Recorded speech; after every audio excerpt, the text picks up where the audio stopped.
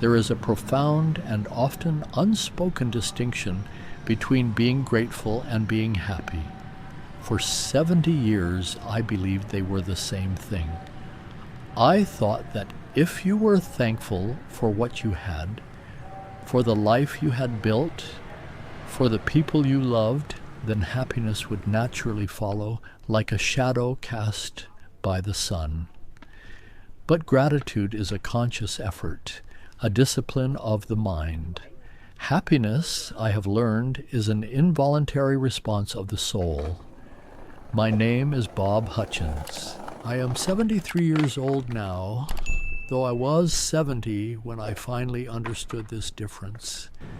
I am from Phoenix, Arizona, a place of relentless heat and endless desert, a place where I spent 35 years of my life standing in front of the high school history classes, trying to make the past come alive for teenagers who were mostly concerned with the future. 35 years. That is a lifetime in its own right. I can still close my eyes and see the dust motes dancing in the afternoon light of my classroom, can still hear the collective sigh of students when I assigned a chapter on the Industrial Revolution. I have an anchor object, a tangible piece of that life, sitting on my desk right now. It is my history teacher's grade book from my final year of teaching.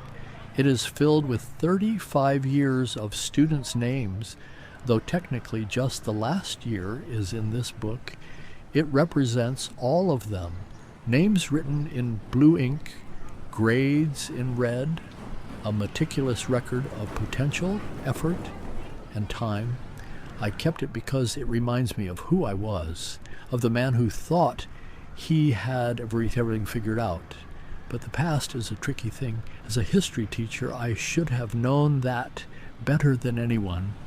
We study history to understand the present, but sometimes the present becomes a history we never wanted to write.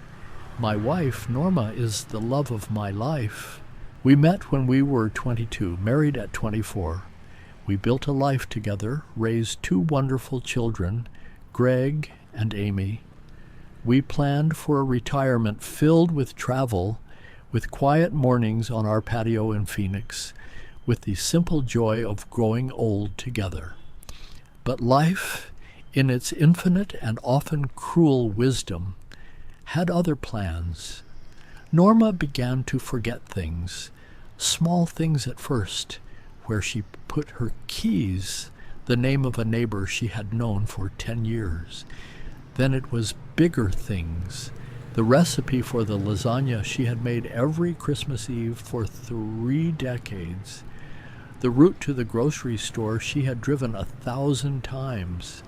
The diagnosis was Alzheimer's disease.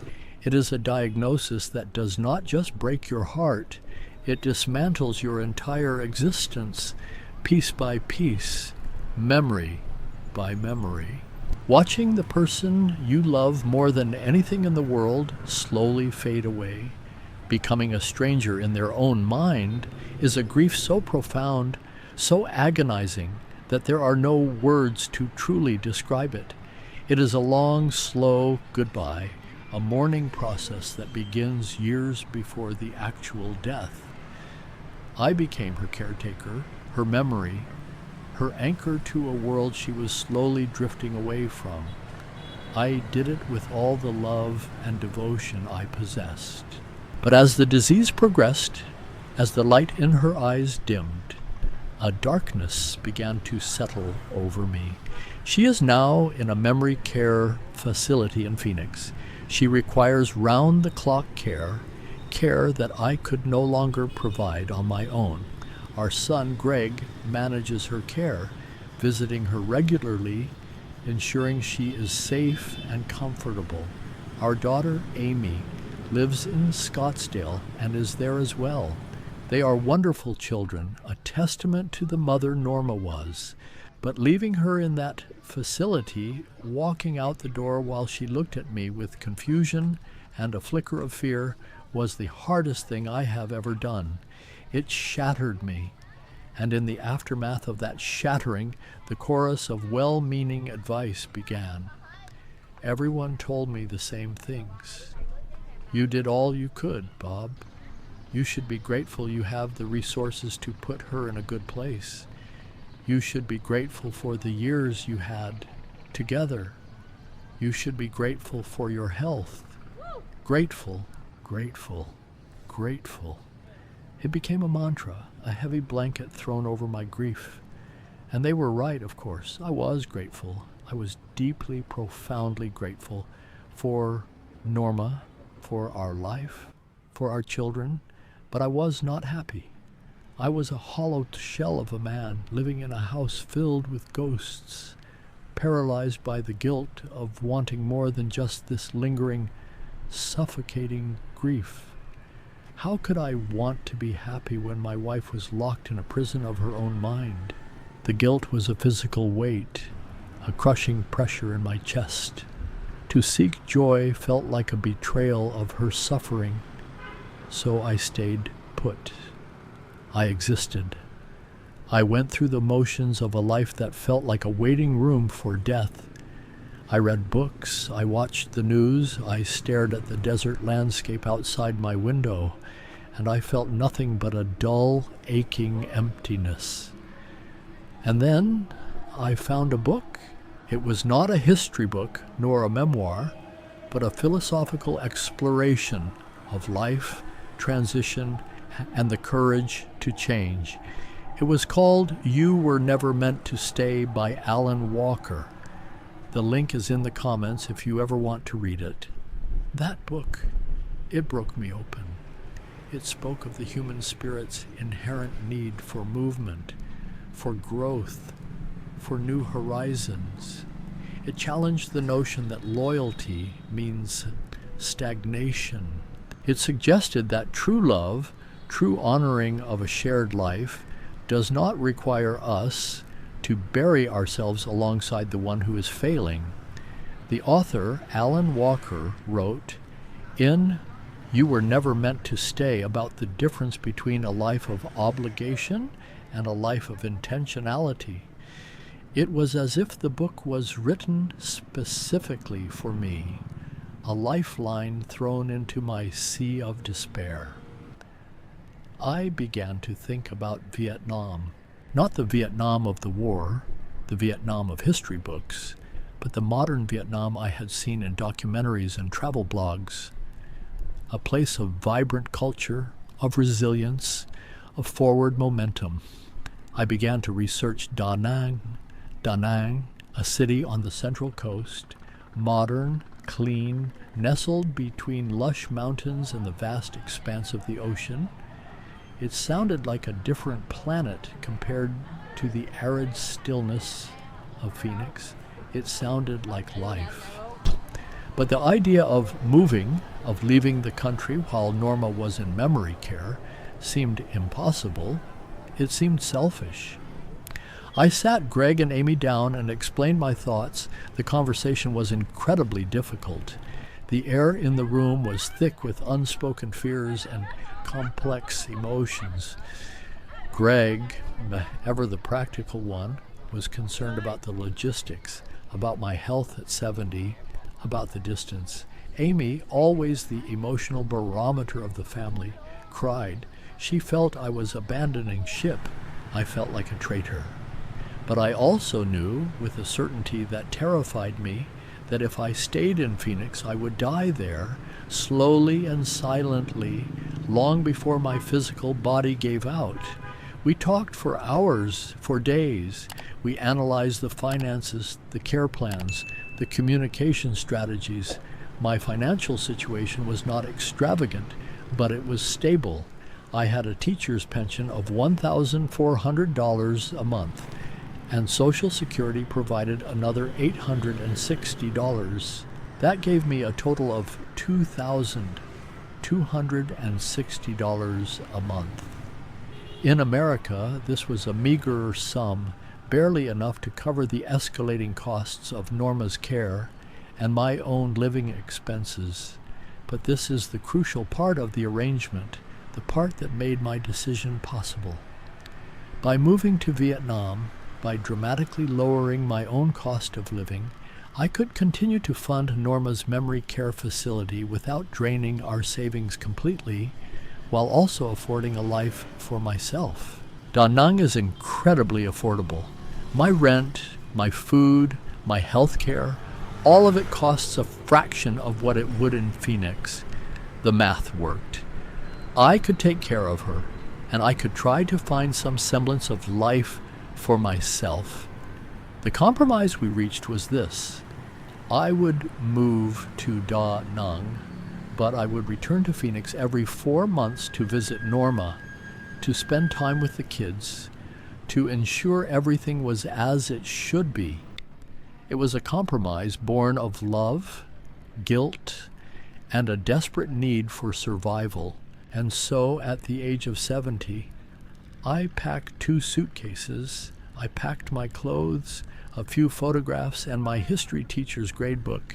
And I packed You Were Never Meant to Stay by Alan Walker, the catalyst for this entire crazy journey.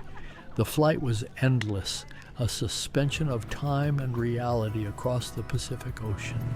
When I finally stepped out of the airport in Da Nang, the air hit me like a warm, damp towel. It smelled of sea salt, exhaust fumes, street food, and life. It was intoxicating. Da Nang is a city that hums with energy.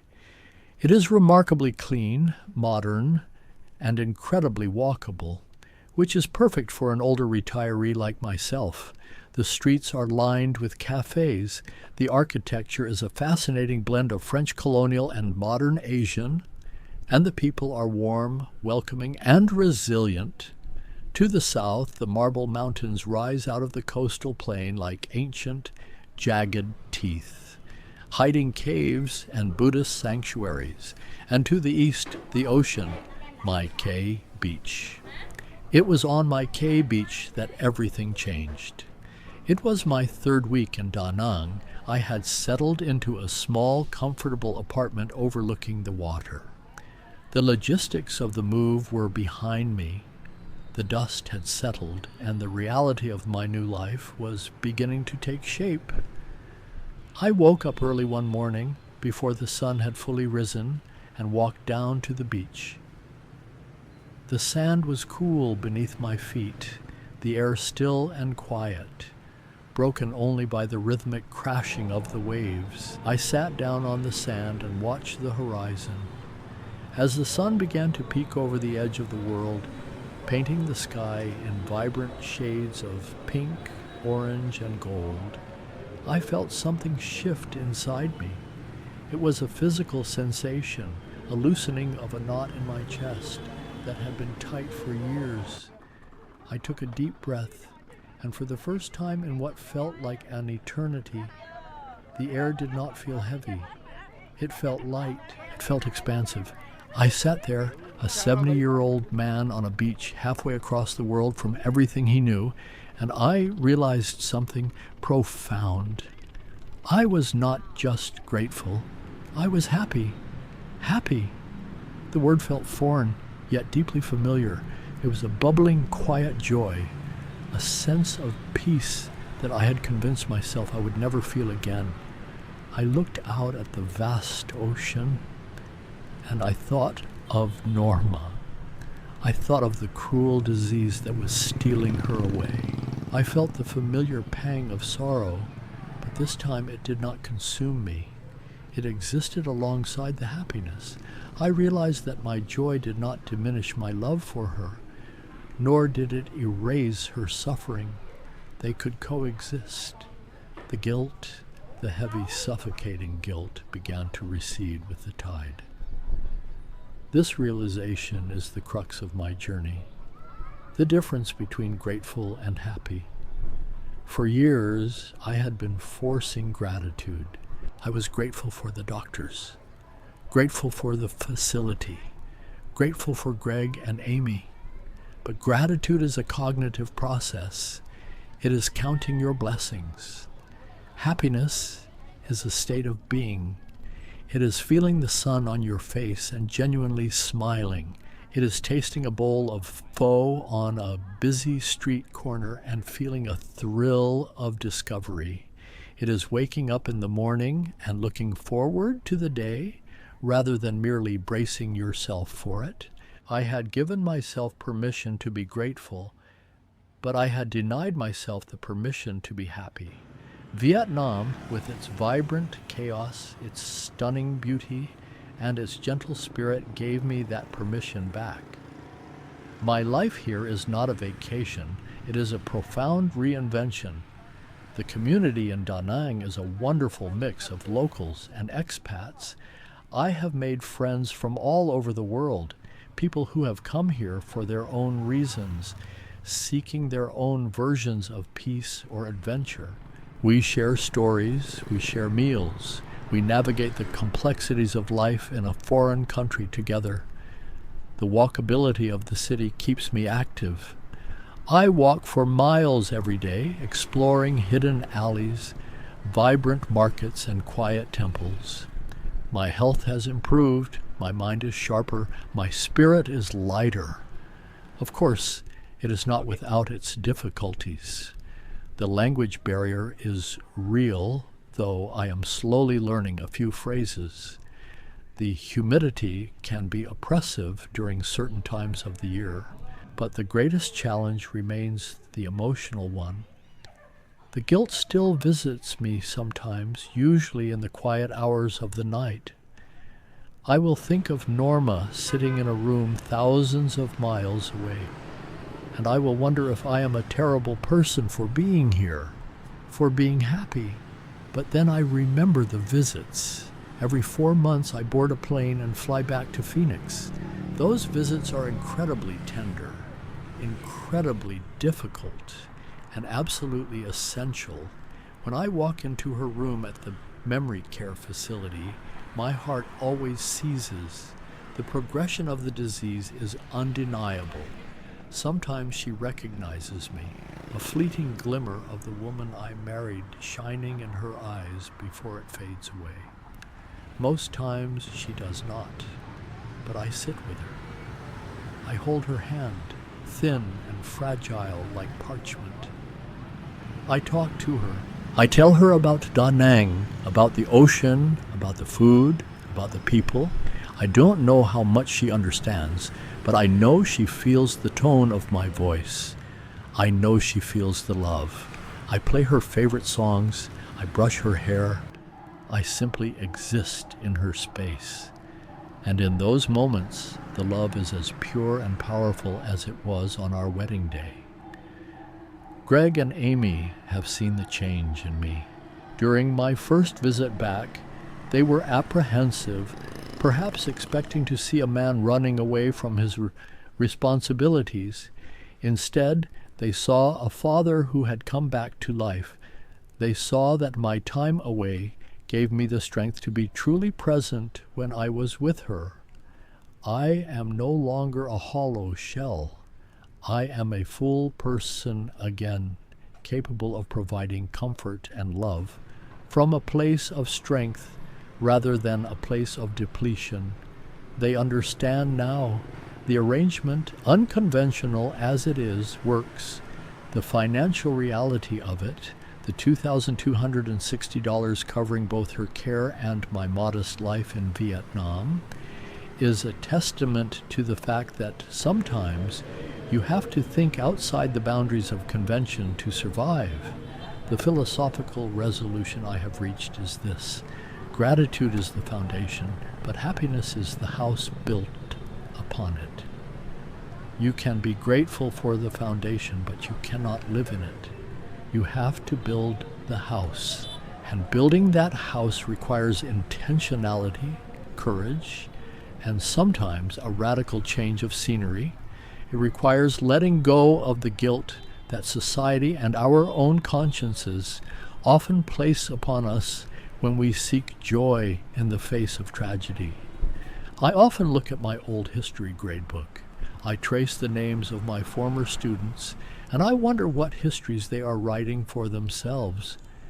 I hope they are writing stories of courage, of resilience, of finding joy. I hope they understand that life is not a straight line, that it is messy and unpredictable, and that the plans we make in our youth are often just rough drafts. I also frequently return to the book that started it all. As Alan Walker wrote in You Were Never Meant to Stay, the human heart is not a monument to be frozen in time. It is an engine designed for movement. That quote resonates with me every single day. We are not meant to remain static, especially not in the face of profound loss. We are meant to evolve, to seek out new light, to continue the journey even when the path takes a turn we never anticipated. I am 73 years old. I live in Da Nang, Vietnam. My wife is in Phoenix, Arizona, slowly fading away from a disease that has no cure. This is the reality of my life. It is a reality filled with sorrow, with logistical challenges, with long flights and tearful goodbyes. But it is also a reality filled with the sound of the ocean, the taste of incredible food, the warmth of new friendships, and the profound, quiet joy of simply being alive. I have learned that giving yourself permission to be happy does not mean you love less. It means you love life enough to keep living it. It means you honor the love you shared by not allowing the tragedy to consume you completely. Norma and I built a beautiful life. We shared decades of joy, laughter, and deep connection.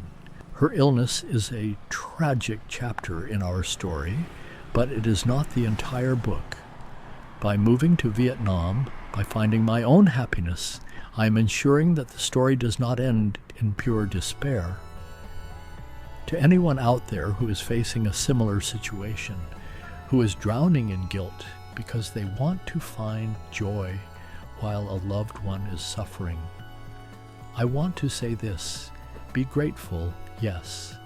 Be grateful for the love, for the time, for the resources you have.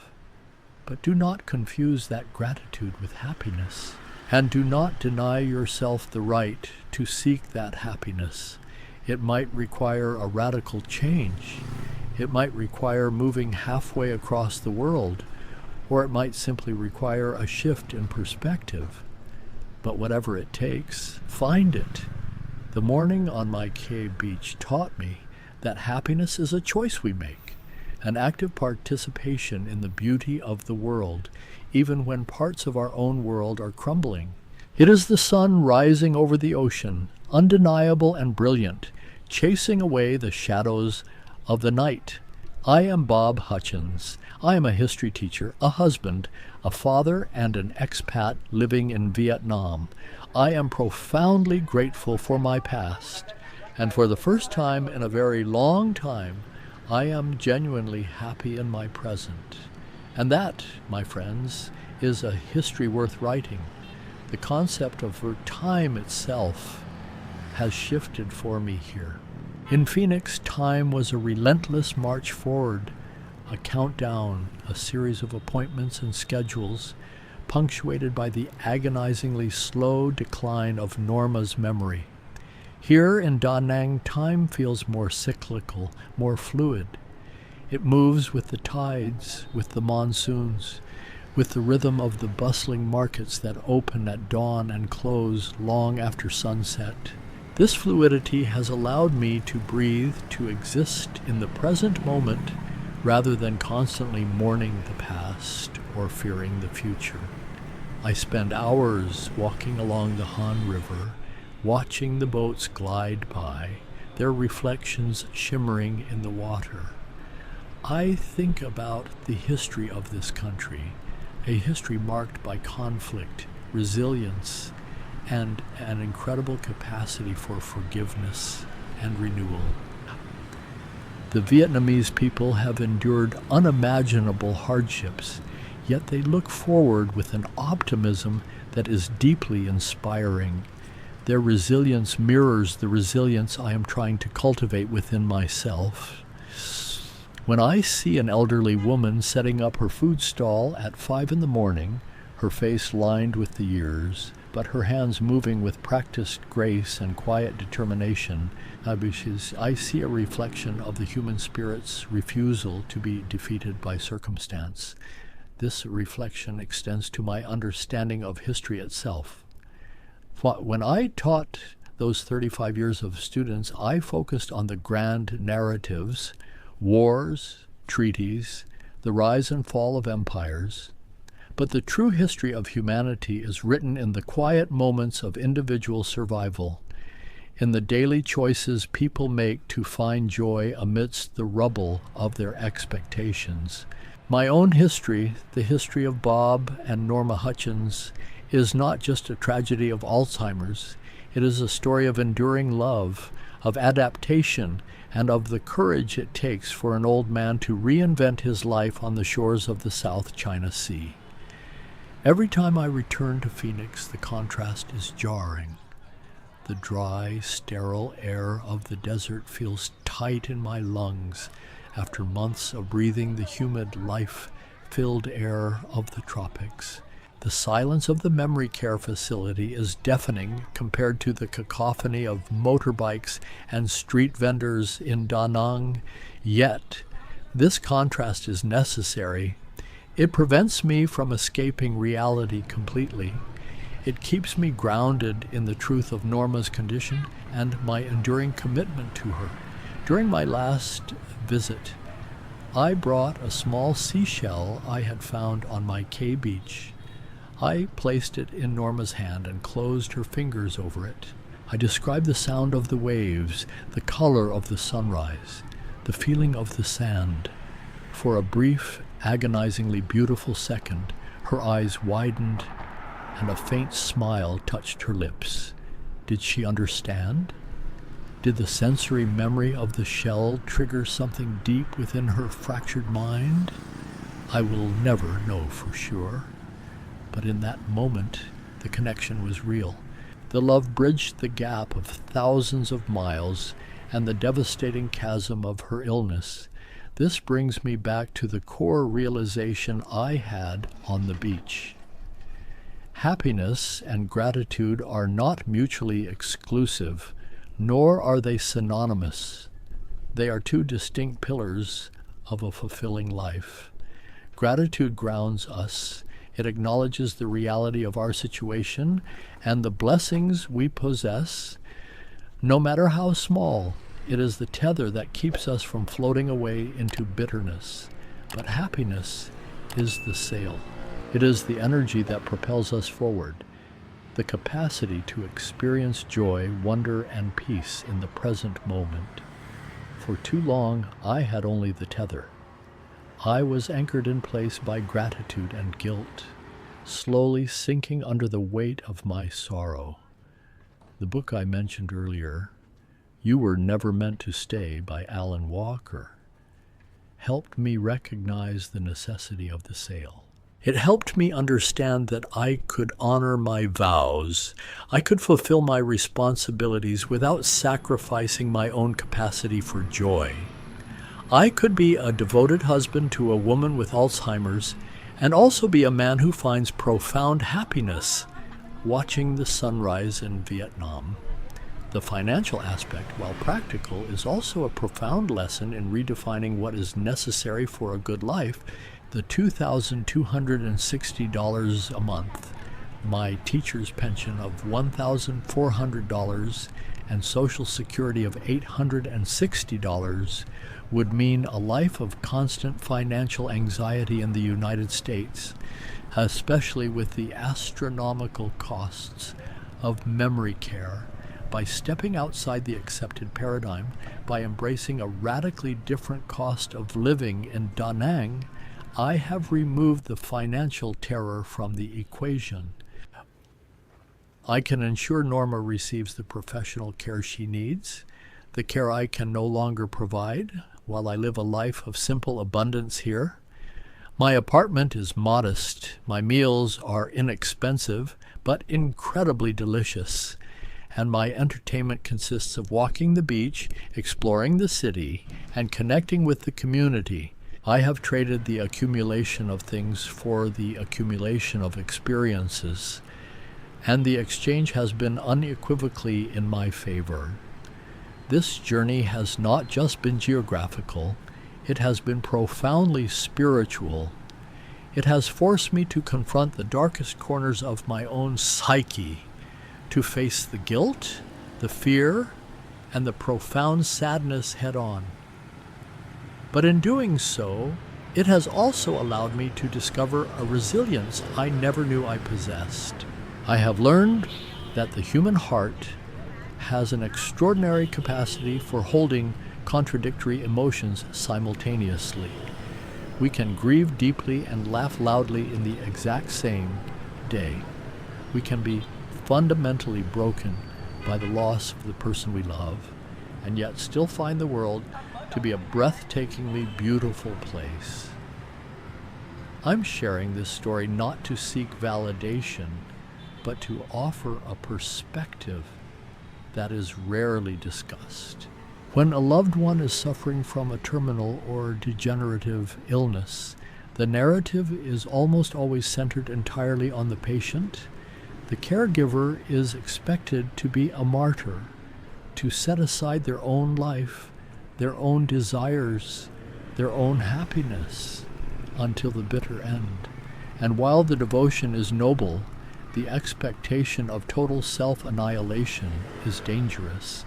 It leads to the kind of hollow, suffocating existence I was enduring in Phoenix. We need to give caregivers the permission to live, the permission to seek joy, the permission to be more than just the shadow of the illness. Moving to Vietnam was my way of claiming that permission. It was a drastic step, yes, but it was the step required to save my life. And in saving my life, I have been able to continue showing up for Norma, for Greg, for Amy, in a way that is meaningful and sustainable. So as I sit here looking at my old grade book, I think of the lessons I tried to impart to my students. I taught them about the dates, the battles, the treaties, but the most important lesson of history is this. The human story is one of constant adaptation, of finding light in the darkest of times, of refusing to let the end of one chapter prevent the writing of the next. My life in Da Nang is my next chapter. It is a chapter filled with the scent of lemongrass, the roar of motorbikes, the gentle rhythm of the ocean, and the quiet, persistent pulse of happiness. I am Bob Hutchins. I am 73 years old, and I am finally, truly living again. The concept of time itself has shifted for me here. In Phoenix, time was a relentless march forward, a countdown, a series of appointments and schedules, punctuated by the agonizingly slow decline of Norma's memory. Here in Da Nang, time feels more cyclical, more fluid. It moves with the tides, with the monsoons, with the rhythm of the bustling markets that open at dawn and close long after sunset. This fluidity has allowed me to breathe, to exist in the present moment, rather than constantly mourning the past or fearing the future. I spend hours walking along the Han River, watching the boats glide by, their reflections shimmering in the water. I think about the history of this country, a history marked by conflict, resilience, and an incredible capacity for forgiveness and renewal. The Vietnamese people have endured unimaginable hardships, yet they look forward with an optimism that is deeply inspiring. Their resilience mirrors the resilience I am trying to cultivate within myself. When I see an elderly woman setting up her food stall at 5 a.m, her face lined with the years, but her hands moving with practiced grace and quiet determination, I see a reflection of the human spirit's refusal to be defeated by circumstance. This reflection extends to my understanding of history itself. When I taught those 35 years of students, I focused on the grand narratives, wars, treaties, the rise and fall of empires. But the true history of humanity is written in the quiet moments of individual survival, in the daily choices people make to find joy amidst the rubble of their expectations. My own history, the history of Bob and Norma Hutchins, is not just a tragedy of Alzheimer's. It is a story of enduring love, of adaptation, and of the courage it takes for an old man to reinvent his life on the shores of the South China Sea. Every time I return to Phoenix, the contrast is jarring. The dry, sterile air of the desert feels tight in my lungs after months of breathing the humid, life-filled air of the tropics. The silence of the memory care facility is deafening compared to the cacophony of motorbikes and street vendors in Da Nang. Yet, this contrast is necessary. It prevents me from escaping reality completely. It keeps me grounded in the truth of Norma's condition and my enduring commitment to her. During my last visit, I brought a small seashell I had found on my K beach. I placed it in Norma's hand and closed her fingers over it. I described the sound of the waves, the color of the sunrise, the feeling of the sand. For a brief, agonizingly beautiful second, her eyes widened and a faint smile touched her lips. Did she understand?